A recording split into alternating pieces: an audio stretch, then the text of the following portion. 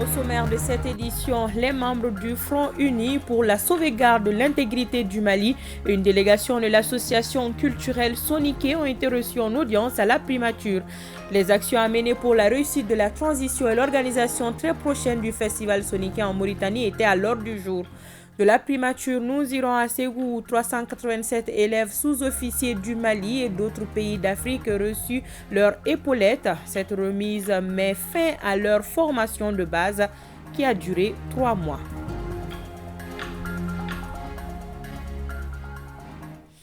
Très heureuse de vous compter parmi nous. Bonjour et bienvenue à tous. Nous débutons notre édition par cette audience que le Premier ministre a accordée au Front uni pour la sauvegarde de l'intégrité du Mali, Fusil Mali et une délégation de l'association culturelle Soniké. Les actions à mener pour la réussite de la transition et l'organisation très prochaine du festival Soniké en Mauritanie étaient à l'ordre du jour. Halousseni Touré pour le compte-rendu de ces audiences. Le festival international Soninké est prévu pour se tenir en Mauritanie à partir du 22 février prochain. Il vise à évoquer la vie de la communauté et des sujets très sensibles comme l'esclavage par ascendance. Le festival n'est pas que des rencontres festives, c'est-à-dire que danse, folklore, tout ça là, démonstration culturelle. Le festival donne aussi l'occasion de discuter des choses extrêmement importantes et qui concernent la vie de notre communauté. Alors, pour Nouakchott, on va assister aux démonstrations culturelles, mais nous allons débattre de beaucoup de thèmes, dont 2 thèmes d'importance capitale, en tout cas pour ceux qui nous regardent ici au Mali aujourd'hui. L'un des thèmes porte sur l'ascendance, l'esclavage par ascendance. C'est un sujet très sensible qui a fait aussi dégâts dans ce pays-là. Donc nous avons décidé nous-mêmes de prendre le taureau par les cornes, d'en parler entre nous et de trouver des solutions qu'il faille vraiment pour que ce problème-là puisse s'arrêter. Il y a un thème qui va se rapporter à l'éducation. D'ailleurs, le thème générique de cette année, c'est écrire notre langue, en parler pour que la langue ne disparaisse pas. À cause de ce thème-là, ce forum devait être une activité à laquelle le gouvernement ne peut pas fermer les yeux, parce que l'un des problèmes qu'on vit chez nous, nous sommes même en train de changer le code de procédure pénale. Il y a beaucoup de jugements qui sont en cours, qui sont centrés sur cette question. Donc c'est une question qui est d'actualité au Mali et qui ne doit pas passer inaperçue. Et c'est heureux que votre communauté le prenne en charge. L'autre question, c'est écrire et parler votre langue. C'est pour vous signifier en tout cas l'importance que nous nous accordons à la démarche que vous faites, au thème que vous choisissez, à l'importance de votre communauté dans l'histoire du Mali aussi longtemps que nous montons, et qui n'est pas donc à négliger. Au moment où on cherche à mettre les Maliens ensemble, je pense que l'une des grandes communautés ethniques qui est bien fondée pour parler à tous les Maliens, c'est la vôtre, parce qu'elle existe partout. Fusil Mali s'inscrit dans une démarche de reconnaissance pour tout le soutien dont l'association a bénéficié de la part des autorités. Aussi a-t-elle informé le Premier ministre de l'intention de l'association d'organiser prochainement une caravane en direction du Burkina Faso et de la Guinée pour évoquer l'intégration avec ces 2 pays. Les journées d'Agalok, nous les organisons en hommage à nos militaires tombés à Agalok du 18 au 25 janvier 2012. Cette année, je dois avouer que cet événement a eu un éclat particulier.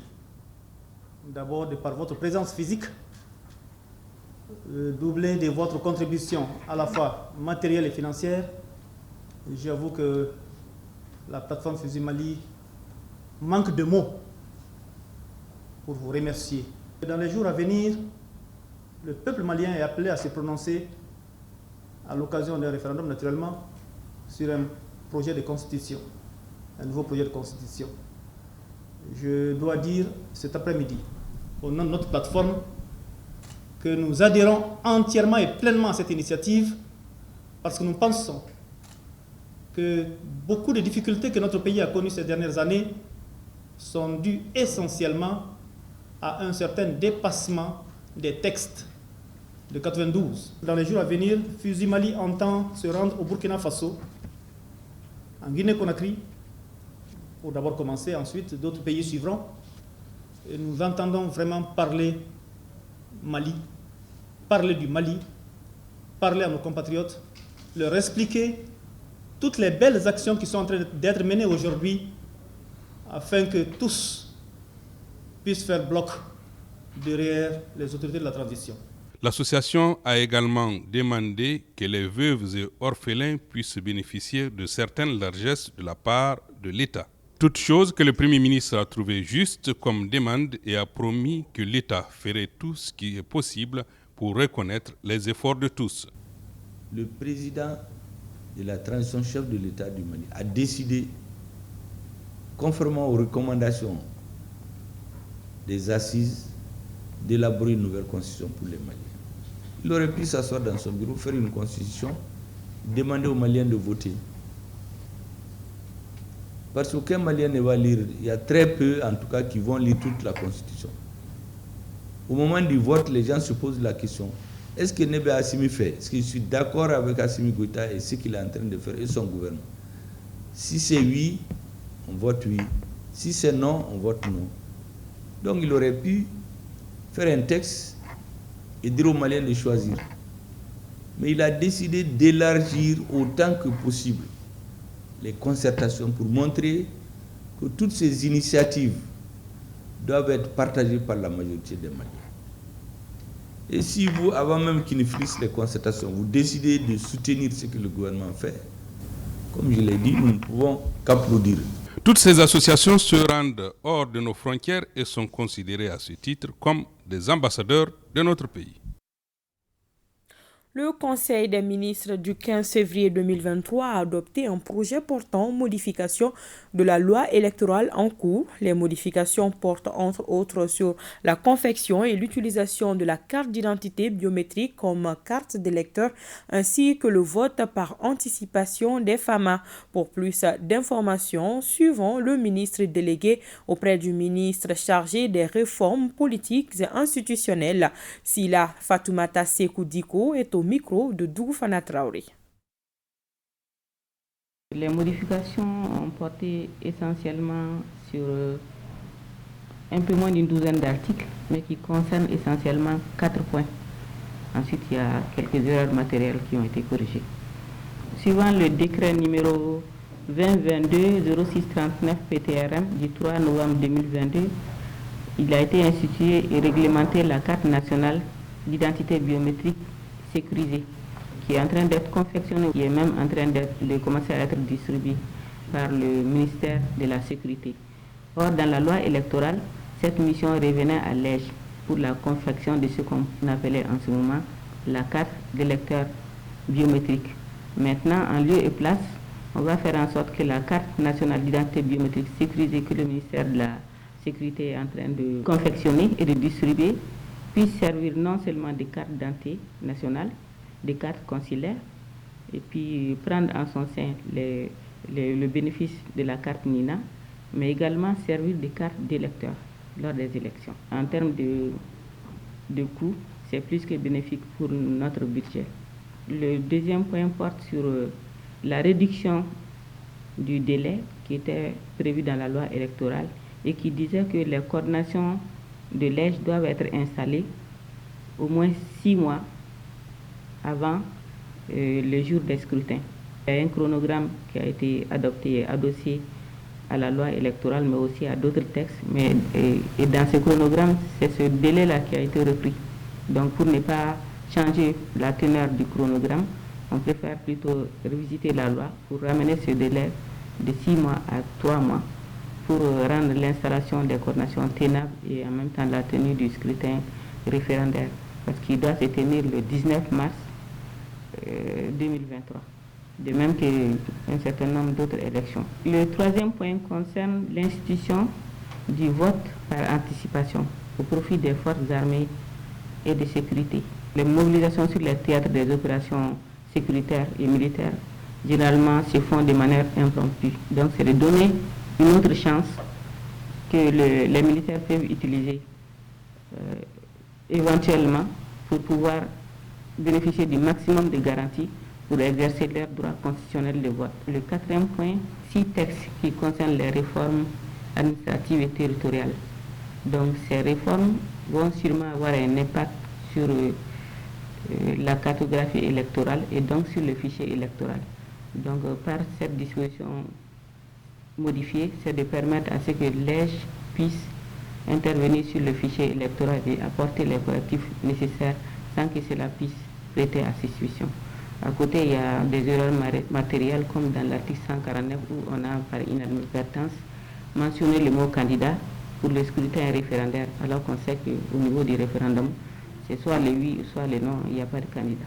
Le message particulier, c'est de rassurer les Maliens, nos compatriotes, et de leur dire que les plus hautes autorités sont en train de prendre toutes les dispositions pour que le scrutin se passe dans les conditions les meilleures pour tout le monde de manière transparente et crédible. Ouverture de la rencontre de haut niveau du comité de plaidoyer de suivi des réformes électorales. Cette rencontre vise à renforcer le dialogue entre les acteurs politiques et ceux de la société civile sur l'avant-projet de la nouvelle constitution. On en sait plus avec Mamadou Fani. La réflexion et des échanges sur l'avant-projet de la nouvelle constitution et la tenue du référendum au cœur du comité de plaidoyer et de suivi des réformes électorales. Cette rencontre de haut niveau a pour objectif de réfléchir sur l'opportunité de la tenue du référendum et de promouvoir le dialogue entre les acteurs politiques et ceux de la société civile en vue d'un consensus.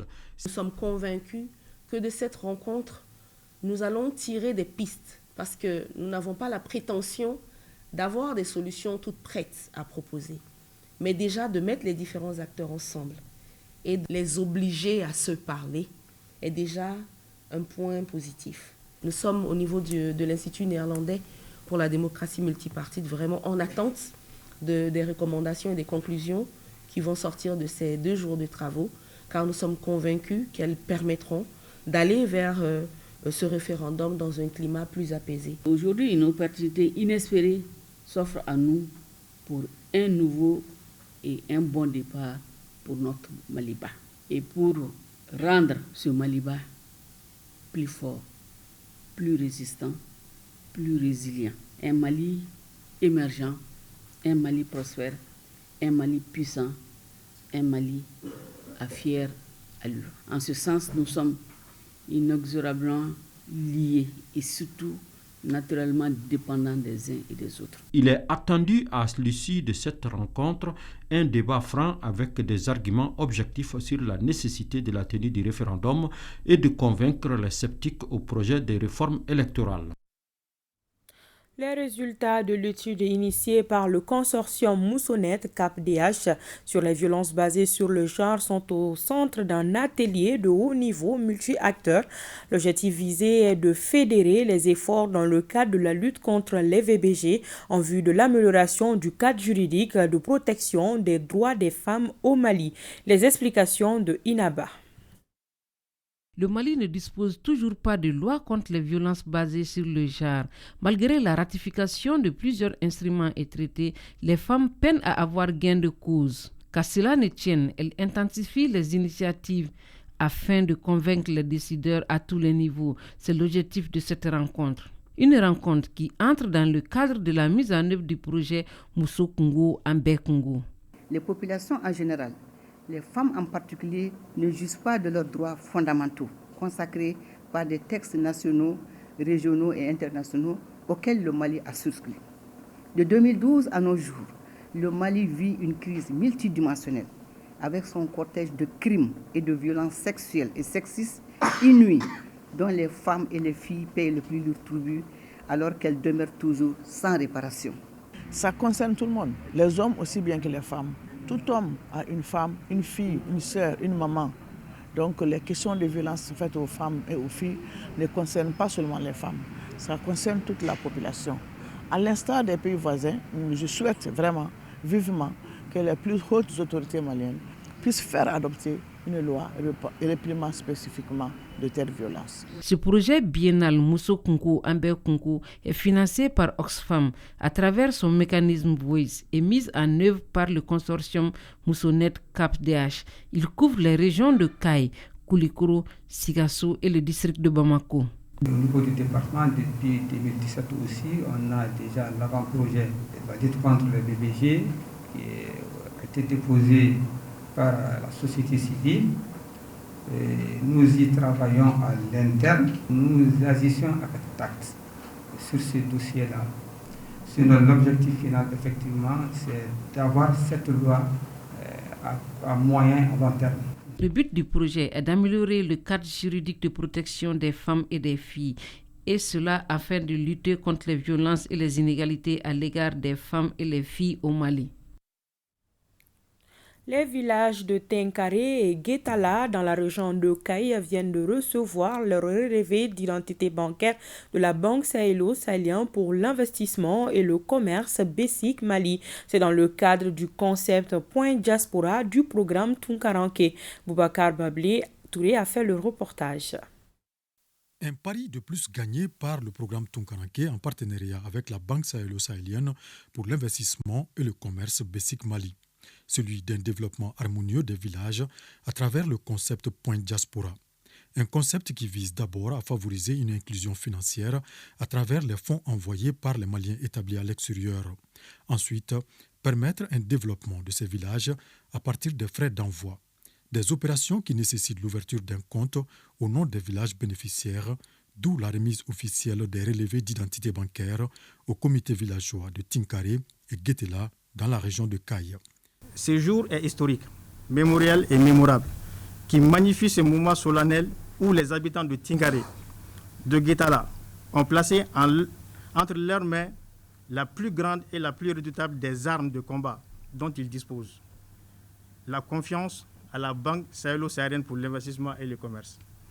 C'est avec la même conviction, la même détermination, la même foi en l'avenir et au devenir de notre pays, le Mali, que le directeur général de la BESIC Mali a accepté ce partenariat comme pour nous dire que la BESIC Mali place aussi toute sa confiance en vous. Nos plus hautes autorités et nous-mêmes sommes unanimes que les coopératives et autres organisations de l'économie sociale et solidaire ont un rôle essentiel à jouer pour favoriser le développement dans les zones rurales en offrant des perspectives d'emploi productifs et en améliorant les conditions de vie de ces populations. Ces fonds issus des frais d'envoi serviront à créer des activités génératrices de revenus au sein du village, pilotées par un comité villageois. Les bénéfices ainsi générés seront destinés à financer des projets de développement comme la construction de centres de santé, d'écoles, sans oublier le domaine de l'agriculture au profit des communautés à la base. L'initiative vise à soutenir les efforts déployés par le gouvernement de la transition pour asseoir un cadre de développement socio-économique durable, inclusif et intégré à la base, en mettant les acteurs locaux au cœur de la dynamique économique et ce, en facilitant leur accès au financement bancaire. L'initiative dont il est question est parfaitement alignée sur les priorités gouvernementales relatives au secteur du développement rural. La cérémonie a été marquée par la remise officielle des relevés d'identité bancaire aux représentants des villages de Tinkaré et Guétela et la projection d'un film sur une phase pilote de cet ambitieux projet du programme Tunkaranke. Comme mentionné dans les titres, 387 élèves sous-officiers du Mali et d'autres pays d'Afrique viennent de recevoir les épaulettes. Cette remise marque la fin de la formation commune de base de 3 mois de première année de l'ESO de Banankoro. Direction l'école des sous-officiers de Banankoro avec Fousseini Samake. Ils sont 387 élèves sous-officiers d'actifs de Banankoro, dont 105 personnels féminins à boucler leur formation commune de base de 3 mois en première année, ce qui leur permet d'obtenir l'épaulette appelée passant. Ces jeunes deviennent des EOA1. Le directeur du centre, le colonel Sidi Lamine Traoré et son encadrement ont enseigné à ces jeunes durant 3 mois certains fondamentaux de l'armée. Pour ce passant, j'en suis très fière et je suis reconnaissante pour ce passant. La première année est une année de souffrance qui a été très dure pour moi, mais avec le temps, je sais que ça ira. J'ai envie de continuer cette formation car au bout des 2 ans, je suis sergent et je serai fière de rentrer à mon pays avec un grade sergent. C'est une formation qui est basée sur plusieurs paramètres, dont la formation physique, intellectuelle, morale et psychologique. Et vraiment, je suis très heureux d'être dans ce pays qui est une terre de référence en matière de formation militaire. Ces jeunes de l'ESO de Banankoro sont composés de 2 Sénégalais, 2 Burkinabés, 2 Togolais, 2 Tchadiens, 2 Nigériens, 3 Gabonais et 374 Maliens. Je rassure bien sûr la hiérarchie et que nous allons continuer sur cette lancée et je suis prêt à servir ce pays dignement. La cérémonie de remise des passants à cette 18e promotion de l'école sous-officier d'actifs de Banankoro a pris fin par un défilé militaire des aînés de la 2e année, suivi de ceux de la 1re année. C'est tout pour cette édition. Bon Juma à tous et à demain, plaise à Dieu.